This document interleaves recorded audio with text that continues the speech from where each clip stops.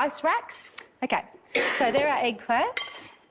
Then I'm going to put some capsicum zucchini. Those beautiful colours. Isn't it lovely? Then we've got the asparagus on the bottom and all that nice garlic. Let's check the barramundi. It's been in there for about 6 minutes. Okay. I can imagine my mum at home going, yeah, he's about to eat fish. Oh. What would she say?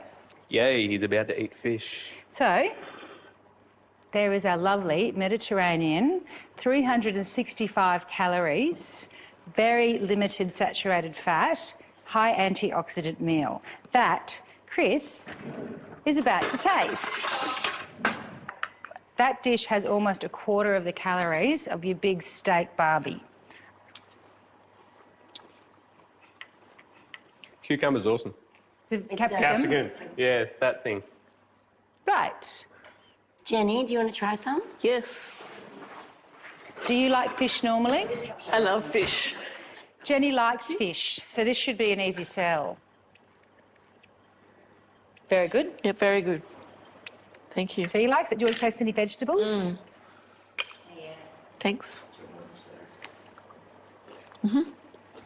Excellent. So to sum up, the things you need to remember about a healthy Mediterranean diet are eat lots of vegetables, cut down your red meat, eat legumes 3 to 4 times a week, especially once you're home. A little bit of olive oil, not too much, and plenty of green leafy vegetables. So easy food and really healthy for you. Coming up, Sharif reveals how he left his old life behind. I know what it means to truly be happy, rather than pretending to be happy.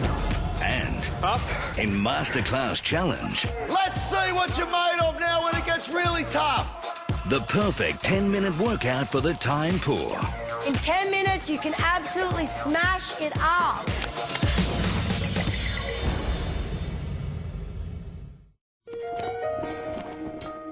Now, one of the most common threads I've picked up since coming on Biggest Loser is that most of you have put your lives on hold due to your weight.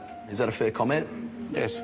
So it breaks my heart as a trainer, the fact that you're all living, breathing human beings and you've taken yourselves out of the game of life.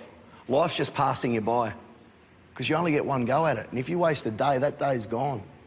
What we want to be able to do is arm you with the tools you need to get back into the game of life and to stop living behind the excuses that you all think have allowed you to be invisible. One of the most amazing transformations we've ever had here happened last year. And it was a big guy, and he came to me one day in training and said, Shannon, I want to understand what it means to be tough. From that day on, he's just grown and grown and grown. And a year down the track, he's one of the best success stories we've ever had here. Guys, I'd like to introduce you to the 3rd place getter in the last series of Biggest Loser, Sharif.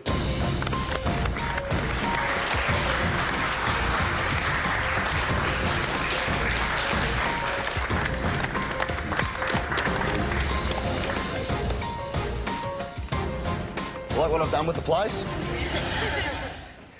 You look fantastic. Obviously, you're decked out in your personal training gear. Yeah. So 12 months down the track. Yeah. How is life different for Sharif now? I'm free to do whatever I want, and that was one of the greatest things that I realised is that I was truly free. I know what it means to truly be happy, rather than pretending to be happy. I know what it means to basically do whatever the hell I want. You came here to the Biggest Loser 12 months ago, weighing about 178.3 kilos. Let's have a look at what the man looked like who came to the Biggest Loser.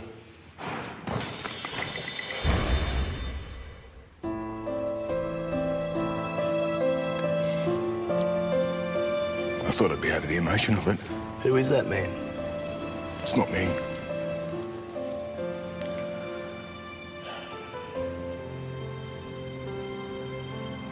That person didn't live.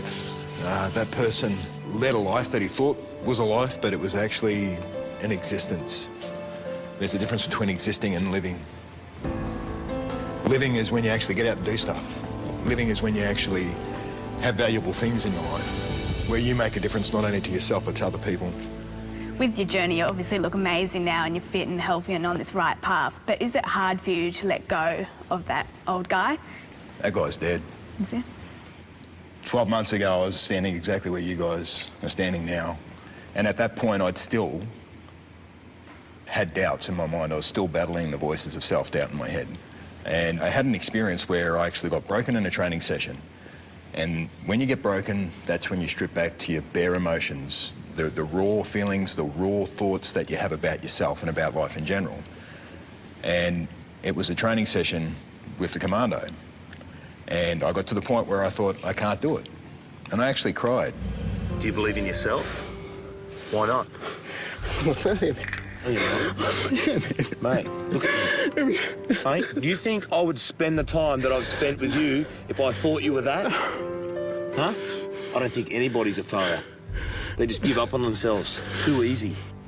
So the question you need to ask yourselves is, when this is all over, do I want to be that person that gives up again?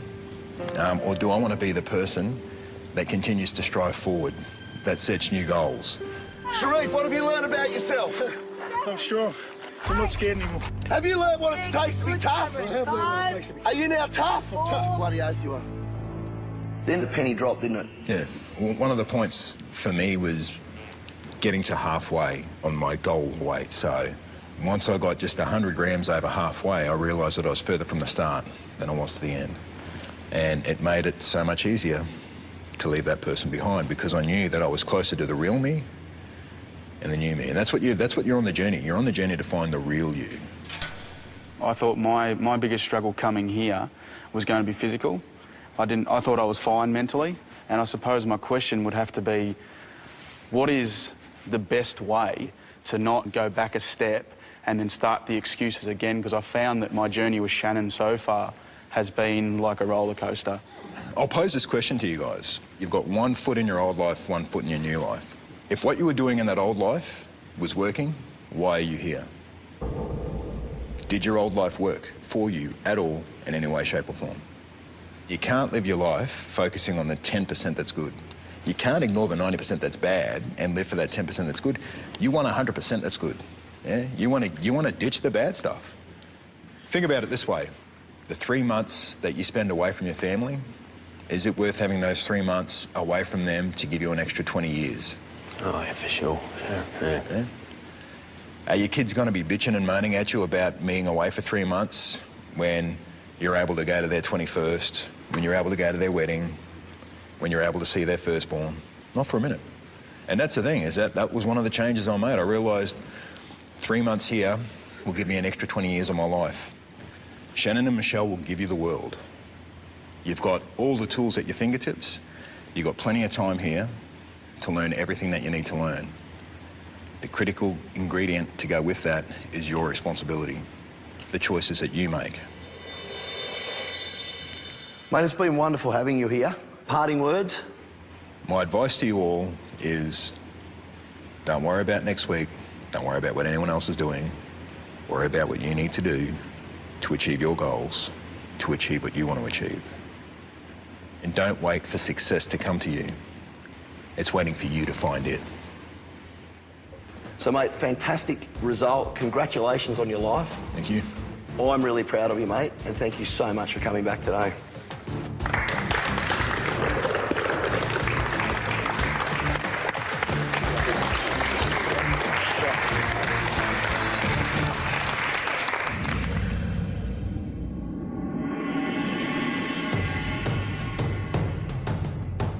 Today is a masterclass challenge, and it's a real opportunity for the contestants to show us how much they've learnt about training. Hi everyone. Hi. Welcome to this week's Masterclass Challenge. Today, we're going to get physical. Many people say they are time poor. They claim it's hard to find the time to exercise, that they'd be hard-pressed to even fit half an hour of exercise into their busy schedules. So, if you're really pressed for time, you want to get the most out of your exercise. So the question is, which is the best calorie-burning exercise?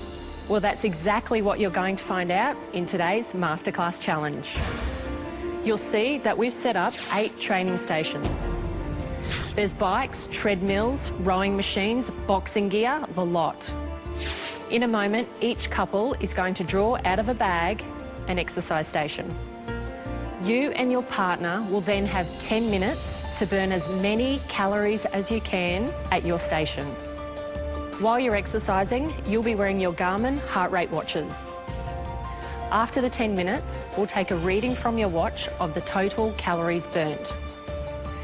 The couple that has completed the most effective workout will be declared this week's Masterclass champions. To get you underway, I'll hand you over to Shannon and Michelle. Okie doke. If you can come forward and select your piece of equipment, please. Start with the girls over here. Make it good. Punching bag. Okay, punching bag and boxing mitts. Oh, the budget basement steps. Mat area. Yeah, exciting. Now, just so everybody's clear, Jeff will not be able to compete due to his medical conditions. But, mate, you've always been the coach, so you might still have some good strategies, and I think you'll be good for some motivation as well. No problem. Treadmill. Oh. You'll love that big fella, won't you? Hey? How's that, sunshine? Oh, yeah. Cross trainers. Anything but rowing. Anything but what? Phoebe and Jenny have the rowing machines. Yeah, spin bike combo. So Shannon and Chris have drawn the spin bike combo. Free weights. Okay, so Rick and Joe, the last people to choose, have picked the free weights. Remember, today's Masterclass challenge is all about determining the most effective workout you can with the equipment you've been given. Remember, you're going to have to think laterally. So if you're standing there thinking, I've been given an exercise that's really not going to burn a lot of calories, think again. Go back to those training sessions. What did we do to spike your heart rate, maybe in between each of the repetitions that you were doing? Think back to those training sessions because that's where you'll find the answer. You'll have a couple of minutes to get warm and then the challenge will begin. Guys, please get your heart rate monitors ready. Your time starts in 5, 4, 3, 2, 1. Time on, go. Guys, please get your heart rate monitors ready.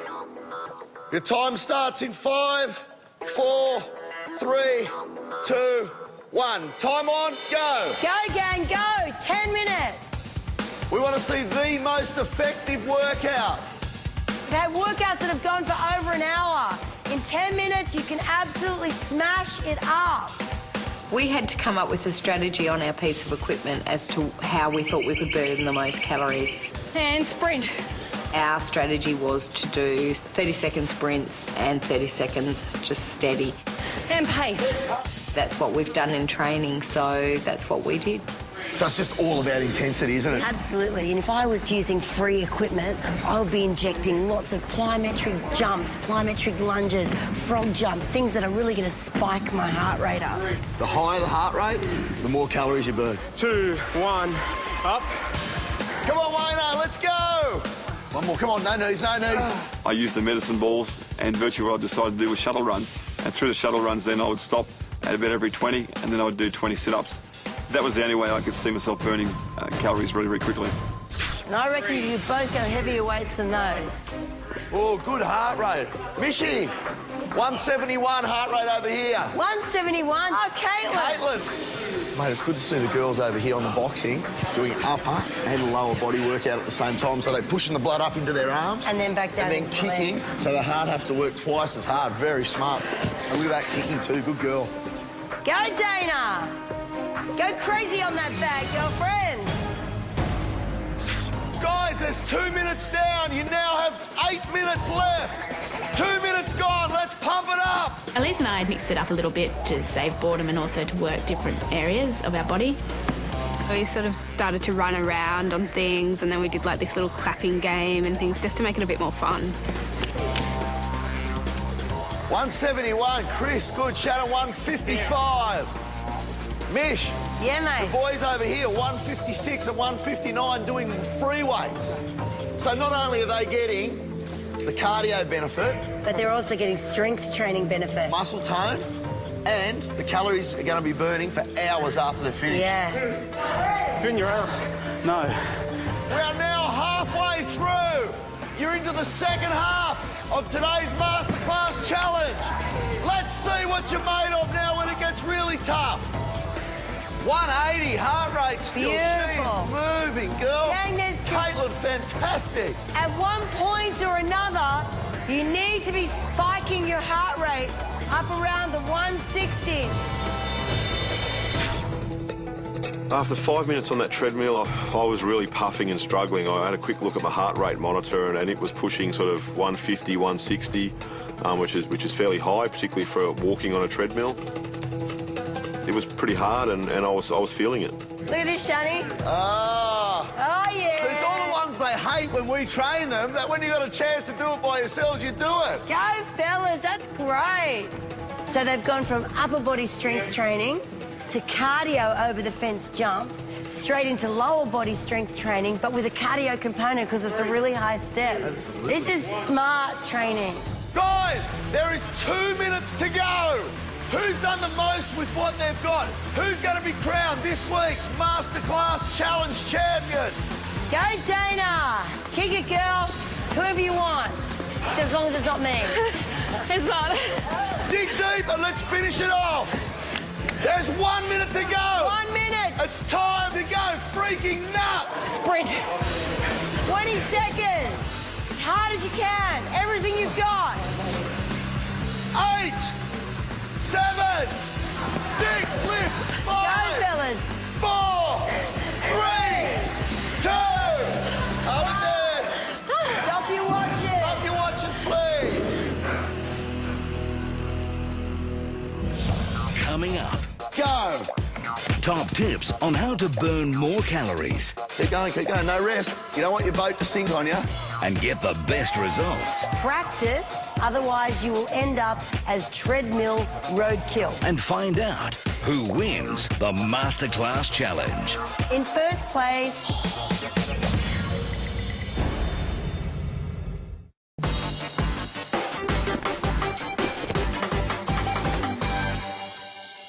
well done, you guys. We saw some great training, and we also saw some clever training. You've got to remember that this style of training we're doing today is for people that are time poor. Haven't got all day, but we want to show you a really effective way to train in 10 minutes. The interesting thing, too, is when you go to the gym, sometimes you can't get on the treadmill. Sometimes you can't get on the cross trainers. So what are you going to do?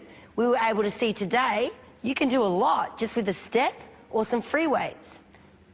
Now, with regards to the treadmill runners, Dave's got an injury. He can't run. So very cleverly, he kept it on a walking pace, but increased the incline.